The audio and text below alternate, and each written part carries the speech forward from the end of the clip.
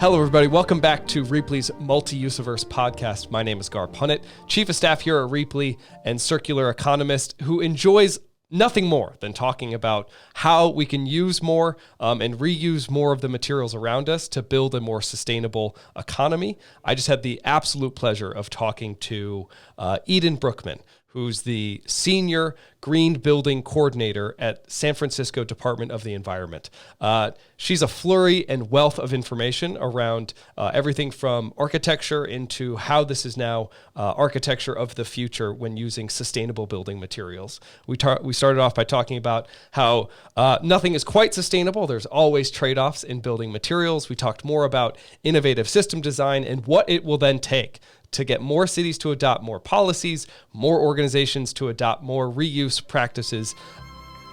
Take a listen. Thank you for joining us. We sort of prompted this question earlier of I like to start out with who you are and why you love spending the energy and time on all the solutions that you work on. So you can kind of start us in here on who you are, Eden, where you're coming from, which organization you're working with, and then we get to talk about all the neat things that you've done in your career too. All right, sounds good. Well, greetings. It's really good to see you and really good to be with you today. I'm Eden Brukman. I am the Senior Green Building Coordinator at the San Francisco Department of the Environment. But I'm also a licensed architect and have spent several decades in the field just working on restorative principles for the building industry. So that's what brings me to the department and some of the work that I'm doing. Now, please tell me how hard is your job? Because I love my job. We all love our jobs. Don't get me wrong there. We love the good work that we're doing on gathering stakeholders and really getting people to be all part of the right conversation and moving towards a more sustainable future. But what has that meant in the building industry? What has that meant over time of trying to not only then educate the rest of the populace on how important this is, but I feel like just now you're starting to see the fruits of that labor really start to take hold. Absolutely. Well, I think too, starting as a practitioner in the industry and then slowly transitioning out of practice and into education and advocacy work through kind of serial nonprofits, and then to move to the public sector, it definitely gives me a range of perspectives on why we have the roadblocks we do and also where we have the solution sets. So for me, it is complicated, but asking the questions and asking for help from other people is so often, it's just kind of the best part of the job too, even though it does kind of slow things down, right? Yes. It is the best part of the job. I think the collaborative atmosphere we find ourselves in is why I will always, I think, stay in this industry. You mentioned one of my favorite words though here, roadblocks, which what do you think are some of the long-standing roadblocks we have to maybe more sustainable material management or reuse? What have you seen maybe over the arc of your career? What have you seen even lately? I'd love to start with maybe an evolution of those roadblocks because some of them are disappearing. Sure. Yeah, and that's a good thing. I mean, a lot of it comes with awareness and persistence and kind of just every time we learn something new, we learn more about the things we know we don't know, right? So it just starts to get deeper and deeper down the rabbit hole. But as far as roadblocks go, I'd say as a practitioner, a lot of roadblocks are fear of litigation. It's the fear of the unknown, the lack of time to do adequate research, how short phases are for design before we get into construction, the different delivery methods for construction and how they kind of encroach in on design phases so that you might be pouring foundations before you're actually done drawing the design itself. So things like that are definitely roadblocks for designers and practitioners. For manufacturers, I think there's a lot of issues around materials, just kind of trying to always provide people the things that they want. And the amount of upfront time that takes, manufacturing facilities are not uncomplicated. And so every time we think, can't do this just be this color or have this chemical or not have this chemical, it's not just a matter of pushing a button. It's usually an entire reformulation, potentially a whole new plant that needs to be constructed. There's a lot there.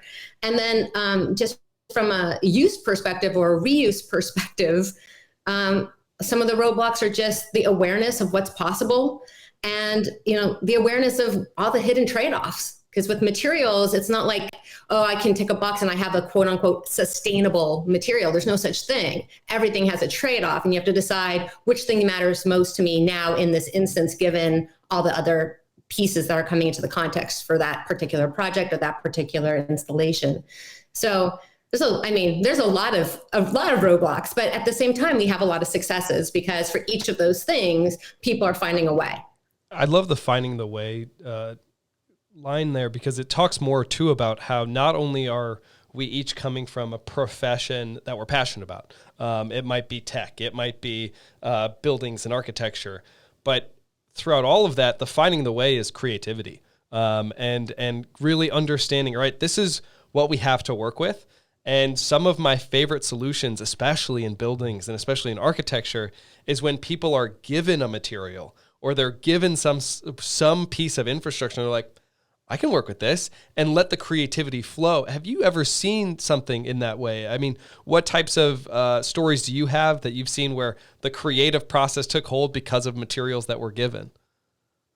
Well, first I'll say that there's nothing worse in anything really than a blank sheet of paper. So things that give us constraints actually lend to creativity.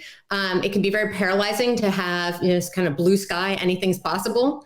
And it's only once you start having constraints that you can be creative and actually come up with a solution. Otherwise, it's almost kind of where do you begin? Yeah. So it does give a starting point, right? Oh no, and I want to hear about that starting point, but for me, it seems like, yeah, you're right. There's nothing worse. As I often write, so it's like I can work with a paragraph, but I cannot work with that first sentence. So that I see that parallel. Yes. Absolutely. That's why, like, for me, I'll go back and like nitpick on the adjectives in that first sentence, and then just get something out, and then you can go back and nitpick. But it definitely comes down, I guess that also comes down to style. But as far as, an opportunity that kind of just really transformed a project that we worked on back when I was holding the pen as an architect. I was working for an architecture firm. This is several decades ago, and or almost now, gosh. And we were working on our own office. We were moving to a new location, and we were going to take a building from the early 20th century and take 2 floors of that space. I didn't originally have 2 floors open to each other, so we were going to need to build a stair. But this is, an older building. So we had designed this pretty sexy stair, and everyone was really excited about it. It's architecture. Absolutely. It can be pretty sexy and sleek.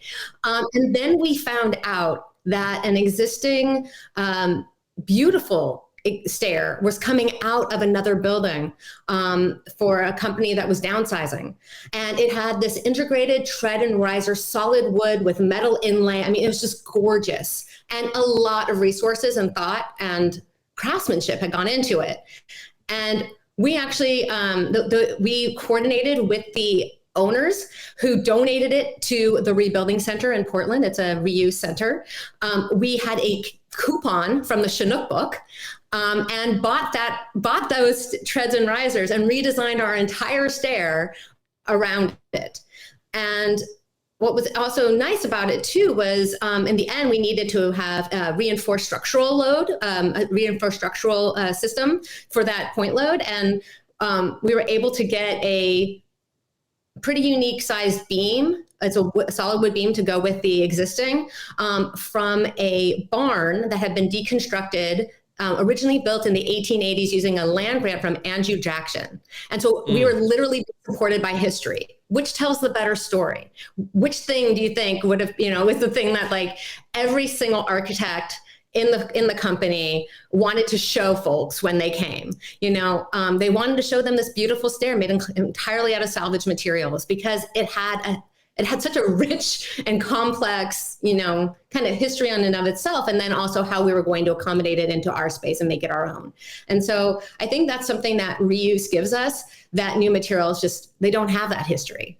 Yeah. It's pristine. They kind of have in their own way that blank sheet of paper, right? Right. No, I love that. How does that translate to what you all are working at the Department of Environment, where San Francisco is leading the way around deconstruction and reconstruction using reused materials? How does your background in that help educate those that might have questions?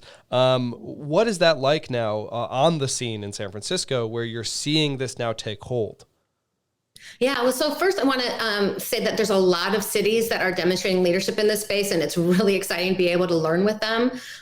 Portland had the first deconstruction policy in 2016, and the Bay Area has been convening a deconstruction work group. It's open to everyone since about 2017 as a way to try to bring those lessons to the Bay Area and translate them for our own needs.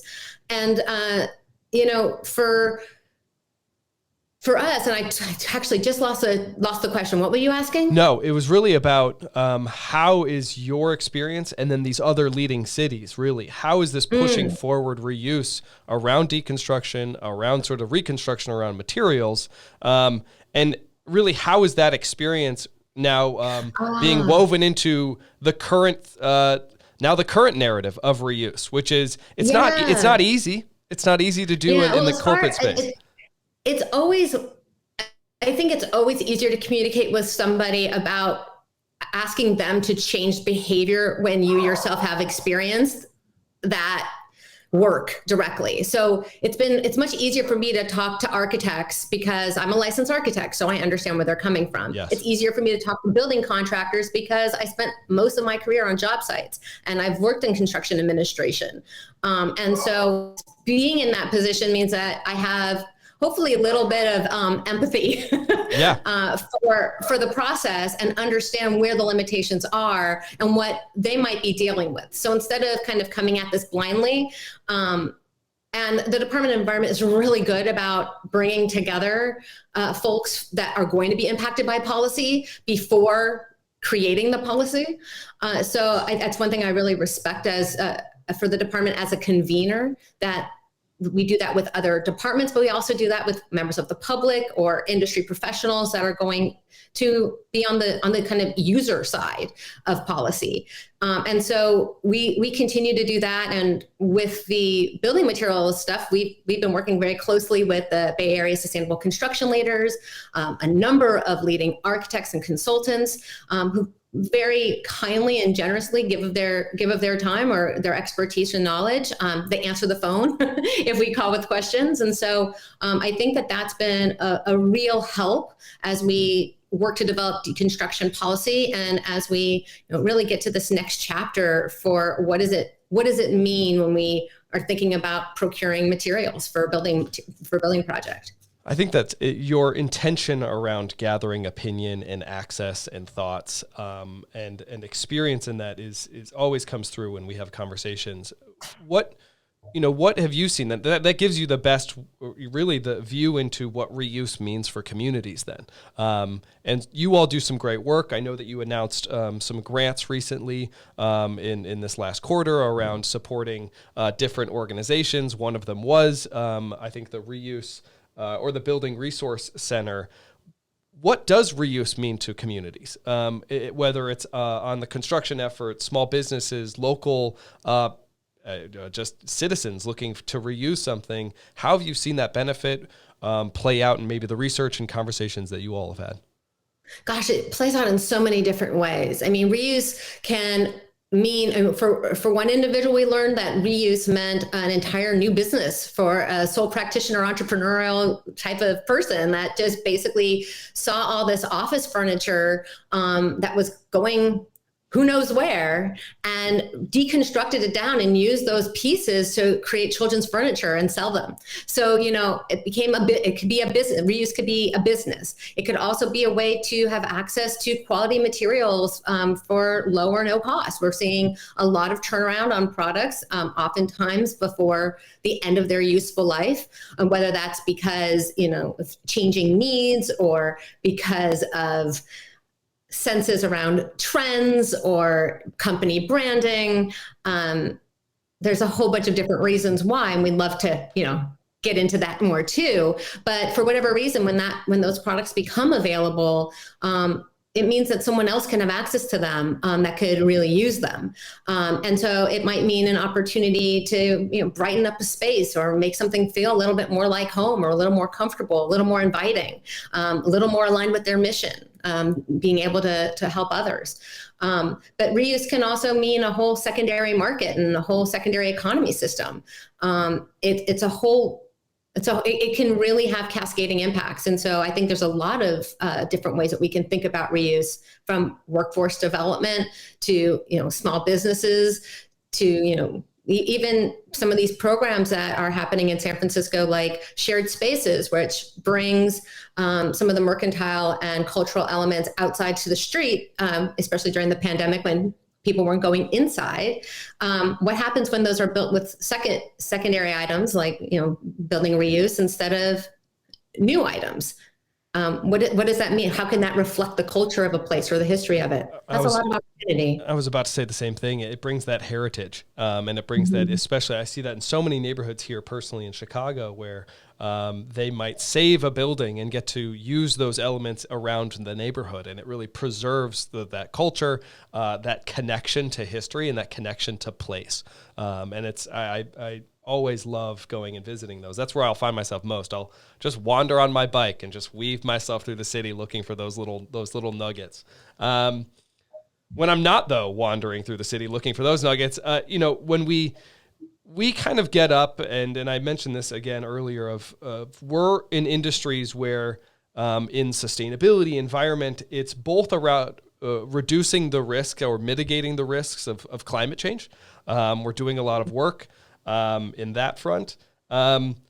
But there are other risks that play into this, and often risks that businesses or corporations or enterprise look at and think, oh, we can't quite step into reuse because it's too risky. There isn't enough there for us. What would you say to any stakeholder at an organization that's thinking, oh, we could go this route, or we could stay with the tried and true and use these new things? Do you have a line? What do you say to people that are sort of on the fence? Well, I don't necessarily have a line for them, but I do like to find solutions that help meet their needs, and being able to help expand their mindset of what that could look like is a good first step. It doesn't have to mean that the very first project they're doing has reuse, but maybe the seed is planted. Being able to demonstrate with tools or with programs that maybe there's an opportunity for them they didn't understand. One of the questions about that folks have is around warranties, and there's wonderful examples of that already here in the States. And one example is Doors Unhinged, Andrew Ellsworth's company, which has come up with a way to repackage and salvage doors, and make it so that the end user didn't have to compromise anything they wanted in the process. It's seamless for them. They get the hardware with it. They get the whole door package, and they don't have to worry about kind of this scarcity mindset of what do I have to give up? And instead, it's what else am I getting in addition? What am I doing in addition? And for a lot of people now who have climate action or sustainability written into their ESG or just corporate sustainability or corporate social responsibility goals, the idea of reducing the embodied carbon of their practice, of their presence is an appealing one, because now it's something that people are being asked to report against. And so there are ways to start to demonstrate how reuse kind of tips the scale for them there. And if they also are getting the aesthetic that they want, then is it really even a compromise? Right. No, I love that. And I even think sometimes too, and I'm always trying to reframe sustainability, whether it's not just, again, the classic environmental, social, and economic, but what does that social part actually mean? That means that, to your point, on your story of reuse, when you're an employee at an organization and you walk past this stair, and it brings a sense of pride. It brings a sense of responsibility that, hey, my organization is thinking differently. We're thinking towards the future. That plays into retention. That plays into ultimately the goal of making sure you're building a community at an organization. You're thinking about both the environmental and social benefits. And that all plays into, again, how I think a lot of our consuming habits are changing. The generations are changing. More people are being more conscious about what's actually going to start allowing us to build a more sustainable future. You mentioned from the climate action standpoint that many are coming out with more and more goals, many further and further reaching goals. You all have an announcement on that. There's something coming out in the future soon. Yeah, actually this week. And tomorrow there will be a TEDx style event to celebrate the launch of our 2021 Climate Action Plan update for the city of San Francisco. It will be, I'm sure, recorded and available for anyone who wants to at any go time back and see it later. But it's an incredibly full and rich document. It's hundreds of pages on a number of different impact areas. But one that I think that this audience would be particularly interested in is the responsible production and consumption chapter, which has different strategies and actions that relate to everything from building and infrastructure sectors to food, single-use plastics, and other consumables and disposables, whether it's, the upstream changes or how we deal with it once it becomes municipal solid waste. That's so I love that, mostly because, again, this speaks to, and again, there may or may not be groundbreaking things here and there, but it's because other cities have tried things, you all have tried things, and there's a lot of collaboration between you and other cities. What would you say, though? I think this is what I love, because we started to work together some time ago, and even in other conversations where I've had with other cities, people look toward San Francisco.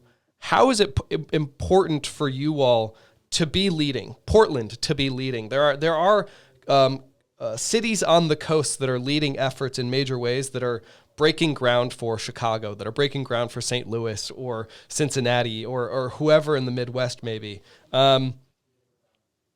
What is that like? Really, what does that mean for you all as a city? Is it risky? Is it risky to do this and to keep pushing the boundaries, or is it worth it? Well, I guess it all depends on where you're standing, right? Whether or not it's risky. San Francisco has long been a leader in zero waste, long before I joined the department. So we have decades of commitment, and decades of established policy and examples of success, of all of the different players coming together to make something happen. And that's a great example of that is with the construction and demolition policy that was first released almost 2 decades ago, 2006, which basically said it is no longer acceptable to directly dispose to landfill. Items have to be recovered first. They have to go to a facility that can recover items. And moving up from there, we've continued to build on that over the years and have added third-party verification requirements, adding most recently new hauler requirements, just adding accountability. So it doesn't feel very risky when it's kind of the next logical step. Right. I think where things start to feel risky is if you kind of come out of left field with something and it's not thought through, it's not baked, and there's no accountability in the process. Right. That's a risk. But if we work with the various stakeholders and we work with the community, and we understand that, looking out the window and seeing what the reality is from a climate perspective and the climate emergency that is here, which is the bigger risk, I think that's kind of more the mindset. And so we want to take action responsibly. We want to be in a place where we are continuing to push ourselves. San Francisco is certainly a progressive community, and I feel incredibly fortunate to be staff at the Department of the Environment, where our mission is to really advance climate protection and enhance quality of life for all San Franciscans. And I think that second part, it goes together with that climate protection. It's not at kind of at the peril of. And so I just think that that's, an important holistic perspective for us to keep in mind as we continue to push for hopefully some, audacious maybe, but certainly also aggressive goals, because there really isn't an alternative. Right. The city just in July accelerated our date to be a net zero carbon city. It was originally 2050, and now it's as of July, we've committed to a goal of 2040. And that certainly, forgive the pun, but it lights a fire under us to, get moving, to make it happen. Or to keep moving. Yeah. What if you were to lay out maybe high level, because it's not easy to really lay this plan out, but someone who's listening maybe at another city, who happened across this podcast, what would be the first step with taking maybe action on some sort of reuse policy around building materials? This can be very simple. Sometimes people just need to know what the first step is in terms of gathering stakeholders or having this type of conversation. What would you say is those first couple steps? Sure. So the first thing that I did when I joined the department was I created a little matrix of what are the different building types and occupancy types, kind of use types, and then what would be an appropriate intervention. And where would they, and kind of filling in the matrix of this, where would deconstruction fit really well? Well, where do we have our old growth redwood, for example? Where do we have our quality materials that we know exist? We know that exists on residential. We know we also have really high quality materials in old industrial buildings. Maybe we start focusing around thinking about that. Maybe we start thinking about the material of the materials that can come out of a building instead of the building type then. Okay, so kind of by starting with what is like the end game that we're trying to get to, we can kind of come back to the question. We also were really interested in this churn situation of, in San Francisco, we have a lot of Class A office space. We have short-term leases. So where some studies really look at interior renovations every 15 years. For us, it's not uncommon to see 2 years. So that really changes the equation, right? We have a lot of Class A office space that deal with that short-term lease. We have a lot of restaurants and we have a lot of retail. So those are also dealing with refreshes. And I guess in that respect, we have hospitality too, which is also similar. So instead of focusing on deconstruction for those building types, maybe we really need to look at the tenant improvements as a first step and really think about what does churn mean? And then from there, what does it mean when building products become, intellectual property and really become part of your branding? And so what's going to then trigger the roadblocks like we've been talking about, and what's going to trigger access or ease of use? So we did that kind of for each step of what would be a process and who's being impacted and who could benefit. We do a racial equity scan on every project that comes through the department. So what are the hidden effects? What are the hidden impacts otherwise? Are there people who would be burdened by this decision? Is there a way to turn that around before we even start the project? Can we think more holistically? So I think that's also another way and an important way to be thinking about reuse projects, is to always do that scan of who's impacted. Can they be turned into benefits instead of, something that would otherwise just be a hidden trade-off? Okay, so everybody, please copy those 20 considerations because that is the roadblock. That's the roadmap there to beginning a successful program. That's it. No, it's. I think I love that you said that, because it's what I love most about sometimes our role here at Repley, which is all right, we've got this sort of, we call them ecosystems. We're trying to figure out what intervention points there are where we can really figure out, all right, how can we aggregate material? What can be done to those materials? How can we aggregate these types of resources? And I find it so much fun because it's all about finding almost those economic, social, or an environmental sort of pressure points in a way where it's like, oh, if you hit this right here, it's going to cause sort of a cascading effect, which could really impact this community. And so I love that you laid that out. Gosh. I mean, I kind of get pokingly, like lovingly mocked at work for always starting every project with either a system map or a flow chart or a combination. It's the best. But it lays it out for you. You get to see the interdependencies. You see, where the influences are, the directional influences are, who is doing what and why. And it really tells the story of like, well, are these people supposed to be talking, or are they just talking because something else is broken? Like it just helps to show really where the point of intervention should be. And I love that again. And we're just now riffing off of each other here, where everyone thinks we're a much more connected economy than we actually are. And so there are lots of times where, yes, people are talking, but it's also like, wait, how are you two talking? And then these two others aren't. How did that happen? And sometimes it's a conference. Sometimes they bumped into each other where it's like, oh, these stakeholders know each other. But as an overall system, we're not very communicative. And that's, I think, part of being a convener that you all do well is bringing people into the conversation. So have the conversation. If you want to be a part of these solutions, get a part of whatever city you're in, whoever's listening right now, there's a conversation happening. Absolutely. And so get involved. And people would welcome your insights. And I think also there's a need to provide the space for it, but also to kind of eliminate any sense of this is the direction something is going to go, and just be open to the idea that maybe someone else is going to change your mind, I love all of this. Eden, you have been a flurry of information, just as I knew you would be. And it was just more graceful probably than you predicted. It was so well done. So thank you.